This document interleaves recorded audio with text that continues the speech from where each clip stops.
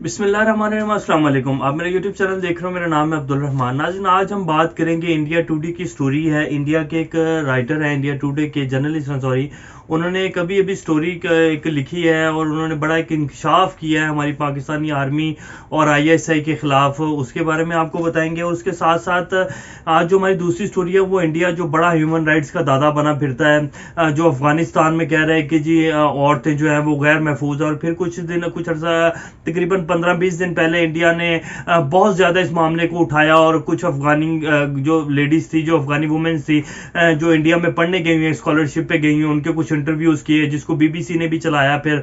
और उसमें उन्होंने दिखाया कि जी इंडियन अफगानी जो औरतें हैं वो कैसे, अफगानी जो लड़कियां हैं वो कैसे गैर महफूज महसूस कर रही हैं तालिबान के आने की वजह से अफगानिस्तान में जाना, और जिस तरह वो महसूस कर रही हैं और वहाँ जो उनको पढ़ने नहीं दिया जा रहा और तालिबान के बारे में जो सोचा जा रहा है, और वो सारा उन्होंने एक बड़ा एक प्रोपेगेंडा करके एक वीडियोस बनाई और फिर उनके ऊपर एक बड़ा बूम दिया गया। उस सारे प्रोपेगेंडे को बकायदा ट्रेंड्स चलाए गए अफगानी वुमेन्स के, जो उन्होंने कुछ वीडियोस को लगाया और इंटरव्यूज किए।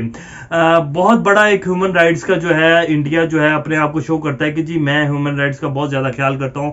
अभी ये आज की एक वीडियो है इंडिया की जिसमें एक मुसलमान लड़के के ऊपर जो कुछ इंडियंस हैं वो कितना बेईमाना तशद्दुद कर रहे हैं और उसको जय श्री राम का नारा लगाने का कह रहे हैं। ये इंडिया में बहुत ज़्यादा हो रहा है। इंडिया में भैंस के ऊपर, गाय के ऊपर जो कुछ होता है, गाय के गोश्त को खाने के ऊपर, और फिर जो इंडिया में कसाईयों के साथ किया जाता है, मुसलमानों के साथ बकरा ईद के ऊपर जो इंडिया में किया जाता है मुसलमानों के साथ, बहुत छुप छुप कर जो है मुसलमान कम्युनिटीज़ जो हैं वो अपनी कुर्बानी करते हैं। और जो कुछ इंडिया में होता है आप सब लोग जानते हैं। लेकिन आज की एक ताज़ा वीडियो है, पहले मैं आपको ये थोड़ा सा एक छोटा सा क्लिप है दिखाऊंगा।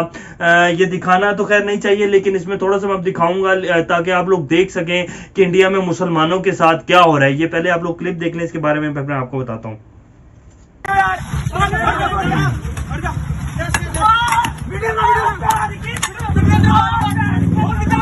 जी, तो ये क्लिप है जिसमें ये एक मुसलमान लड़का है और इसको लोहे के राडों के साथ मारा जा रहा है और कितना बेईमाना तशद्दुद है जो उसके ऊपर किया जा रहा है, और उसको जय श्री राम के नारे लगाने के लिए बोला जा रहा है। और इस तरह की बहुत सारी वीडियो है। कुछ अर्सा पहले एक बुजुर्ग थे जिनकी दाढ़ी को काटा गया और उनको ऐसे नारे लगाने का ऐसे बोला गया कि जी आप ये फिक्रे बोलें और आप मुसलमानों के बारे में ये बोलें। तो इस तरह की बहुत सारी वीडियो जो आए दिन इंडिया में से आती हैं और आए दिन इंडिया में ऐसे मुसलमानों के साथ हो रहा है। और फिर और वो सारे मीडिया जो मगरबी मीडिया खास तौर पर इस पर एक ऐसी चुप साध कर बैठा हुआ है कि समझ से बालातर है।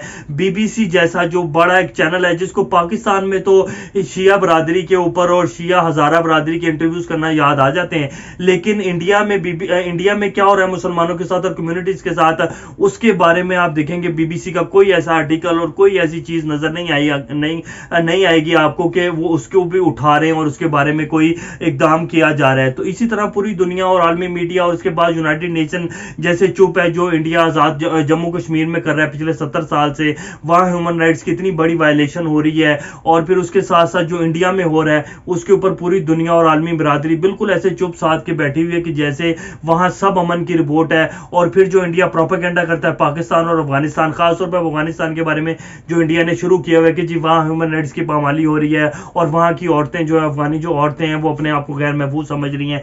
तो ये तो इंडिया के हालात हैं और इंडिया ये कुछ कर रहा है। मेरा बताने का सिर्फ मकसद ये था कि इंडिया में जो ह्यूमन राइट्स की वायलेशन हो रही है और इसके साथ साथ इंडिया जो जम्मू कश्मीर में कर रहा है उसके ऊपर भी आलमी बरादरी को, खासतौर पर यूनाइटेड नेशंस को आंखें खोलनी चाहिए और उसको रोकना चाहिए, खास तौर पर जो ह्यूमन राइट्स के खिलाफ इंडिया कर रहा है। अब मैं आज की आपको दूसरी स्टोरी बताता हूँ। इंडिया टुडे की स्टोरी है। इंडिया का बहुत बड़ा अखबार है। इसमें ये इनके मंजीत नेगी हैं जो कि जर्नलिस्ट हैं इंडिया टुडे के, वो करते हैं, वो क्या कह रहे हैं अपनी स्टोरी में। उन्होंने क्या कहा है जी कि fissures within between Pakistan army and ISI chief over control in Afghanistan as Pakistan attempt to assert it influence in Kabul. जब से पाकिस्तान ने अपना काबुल में इन्फ्लुएंस किया और काबुल में का कंट्रोल हासिल किया तालिबान ने, उसके ऊपर जो है पाकिस्तान आर्मी और आईएसआई जो चीफ हैं जनरल फैज हमीद और जनरल बाजवा के दरमियान बहुत ज्यादा शिगाफ पड़ गया और बहुत ज्यादा क्लैशेज हो गए हैं। The tussle between Pakistan army cheap and general Bajwa ISC Chief General Faiz Hamid has come to a point where the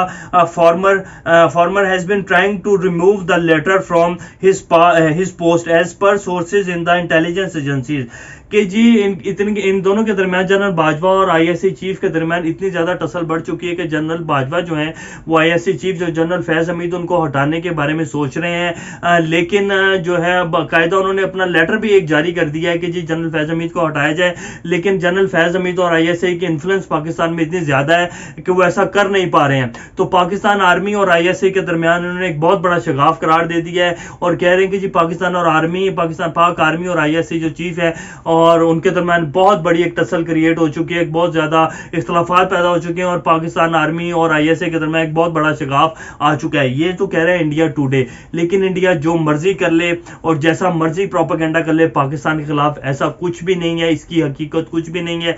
ये सिर्फ एक प्रोपेगेंडा है और एक इंडियन मीडिया का एक पुराना हथकंडा है जो कि पाकिस्तान के खिलाफ वो कितने अरसे से यूज कर रहा है और हर दफा जो है उसको सुबकी होती है। जैसे कि अभी इनके एक बड़े मायानाज अर्नब गोस्वामी जो जनरल एक एंकर हैं, जिन्होंने कितना बड़ा झूठ बोला कि जी सेरिना होटल के 5th फ्लोर के ऊपर आईएसआई के और जो पाक आर्मी के कुछ अफसरान हैं, लेकिन वहां जो आगे पता चला कि जी वो उसके तो फ्लोर ही 2 है सेरिना होटल जो काबुल में है। तो इस तरह का प्रोपेगेंडा पहले ये करते हैं और बाद में फिर ये शर्मिंदा भी नहीं होते। इंडिया में दरअसल जब से काबुल में अफगानिस्तान में तालिबान का कंट्रोल है, इंडिया में एक सफ़े मातम बिछा हुआ है जिसकी वजह से इंडिया अब रो भी नहीं पा रहा और हंस भी नहीं पा रहा। इंडिया को समझ नहीं आ रहा कि वो करे क्या। उसके अरबों डॉलर जो है अफगानिस्तान में डूब चुके हैं और इंडिया जैसे पाकिस्तान को डिस्टेबल करना चाहता है। बलोचिस्तान में जो इंडिया ने इतना बड़ा एक नेटवर्क बनाया हुआ था कुलभूषण यादव के जेरे कंट्रोल, जो कुलभूषण यादव उसको चला रहा था वो भी पकड़ा गया। उसके साथ साथ फिर इंडिया जितने ट्रेनिंग कैंप्स चला रहा था दाइश के अफगानिस्तान में, वो भी सारे बंद हो गए। तकरीबन 99% बंद हो चुके हैं। कुछ परसेंट जो है दाइश का भी असर रसूख अफगानिस्तान में वो भी आहिस्ता आहिस्ता कम हो जाएगा, क्योंकि तालिबान ने जो है कार्रवाइयां शुरू कर दी हैं दाइश के खिलाफ और वो भी आप देखेंगे आने वाले कुछ अरसे के दौरान बिल्कुल अफगानिस्तान जो है ऐसी कार्रवाइयों के लिए बिल्कुल इस्तेमाल नहीं होगा। तो इंडिया ने तो ये प्रोपेगेंडा करना ही करना है। अब मैं बात करूंगा कि फवाद चौधरी साहब ने प्रेस कॉन्फ्रेंस की है जिसमें न्यूजीलैंड की टीम जो यहां से दौरा कैंसिल हुआ, उसमें उन्होंने बताया, उन्होंने प्रोपेगेंडा इंडिया का जो बहुत एक रीसेंट प्रोपेगेंडा था इंडिया का उसको बेनकाब किया। उन्होंने बताया कि जी जो एहसान के अकाउंट से जो ट्वीट किया गया और जो पोस्ट लगाई गई कि जी न्यूजीलैंड की टीम पर हमला होगा, वो भी इंडिया से ऑपरेट हो रहा था। 21 अगस्त को वो अकाउंट बनाया गया, उसके बाद उसके ऊपर पोस्ट लगाई गई, उसके बाद फिर न्यूजीलैंड के कुछ प्लेयर्स को जो है ईमेल्स की गई, वो भी सारी इंडिया से की गई। तो इंडिया ने, हमारे जो अदारे हैं उन्होंने काम तो बहुत अच्छा किया, 2 से 3 दिन के अंदर जितना प्रोपेगेंडा है उसको बेनकाब कर दिया। लेकिन मैं थोड़ा सा हमारे जो अदारे हैं उनको ये कहना चाहूँगा कि आप थोड़ा सा अगर यही काम 3 से 4 दिन पहले अगर ये सर्वेलेंस रख लेते इंडिया के ऊपर और उन सारे अकाउंट्स के ऊपर, तो ये कुछ ना होता जो हुआ और इतना बड़ा नुकसान जो हमारे पीटीवी को हुआ और फिर जितना दिल टूटा हमारे क्रिकेट लवर्स हैं जिनका इतना बड़ा वो लॉस हुआ, तो वो शायद ना होता। लेकिन खैर हमारे अदारे काम तो बहुत अच्छा करें, लेकिन थोड़ा सा जो है एक्टिव होने की जरूरत है। और इंडिया हमसे जो भी है हमारे खिलाफ जो प्रोपेगेंडा करता है वो हमारे से 2 कदम आगे होकर चल रहा है। हमें उसके प्रोपेगेंडा को बेनकाब करने के लिए उसी तरह जो है फास्ट होना पड़ेगा ताकि उनके प्रोपेगेंडा आने से पहले जो है हम उसको बेनकाब कर दें और ये सब कुछ ना हो जो इंडिया हमारे साथ कर रहा है। तो ये आज की अपडेट्स थी और इंशाल्लाह नेक्स्ट खबरों के साथ दोबारा हाजिर होंगे। तब तक अपना और गिरदनमा के लोगों सबका ख्याल रखिएगा और इस चैनल का भी ख्याल रखिएगा। अल्लाह हाफिज।